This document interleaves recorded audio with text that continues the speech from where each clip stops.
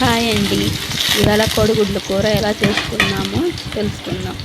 ముందు బండి పెట్టుకొని ఆయిల్ వేసుకొని అందులో ఉల్లిపాయలు వేసుకొని పచ్చిమిరపకాయ కూడా వేసుకొని ఇప్పుడు తాలింపు గింజలు కూడా వేసుకోవాలి.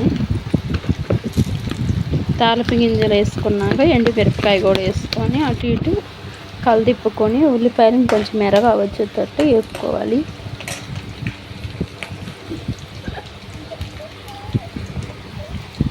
ఇప్పుడు కాస్త కరివేపాకు కూడా వేసుకుందాం.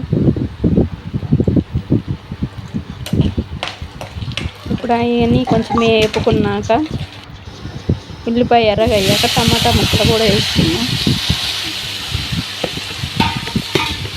టమాటా ముక్కలు వేసుకున్నాం. ఇప్పుడు టమాటా ముక్కలను కలుపుకున్నాక టమాటా ముక్కలు కొంచెం తొందరగా మెత్తపడడానికి సాల్ట్, కాస్త పసుపు వేసుకొని కలిదిప్పుకోవాలి.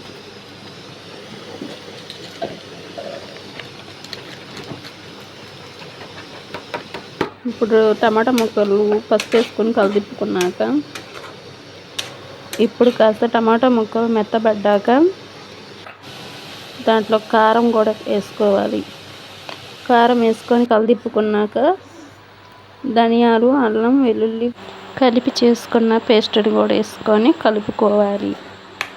అదంతా బాగా కలుపుకొని దగ్గర పడ్డాక ఇప్పుడు ఎగ్స్ కూడా వేసుకోవాలి. ఇప్పుడు మొత్తం ఎగ్స్ అన్నీ వేసేసుకున్నాక అవి బాగా కలిదిప్పుకోవాలి. టమాటా కూరలోకి బాగా ఎగ్స్ అన్నీ బాగా కలిసేటట్టుగా తిప్పుకున్నాక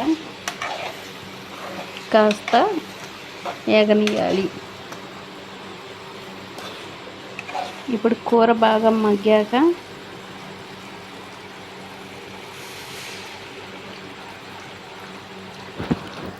కాస్త కూర బాగా మగ్గినాక దాంట్లో కాస్త మనకు కావాల్సినన్ని నీళ్ళు పోసుకోవాలి. చూసుకోండి, మీకు చారులాగా అంటే చారులాగా, లేకపోతే గుజ్జులాగా అంటే గుజ్జులాగా కాస్త పోసుకోవాలి. దాని తర్వాత మూత పెట్టేసుకోవాలి. అంతేనండి. 10 నిమిషాలు అయ్యాక మూత తీసుకొని చూస్తే వేడి వేడి కోడిగుడ్డు కూర రెడీ అయిపోతుంది. పిల్లలకి ఉదయాన్నే స్కూల్కి రెడీ చేసేటప్పుడు హడావుడిగా ఇది చాలా బాగుంటుంది. ఆరోగ్యంగా ఉంటుంది, తొందరగా అయిపోతుంది. సరేనండి.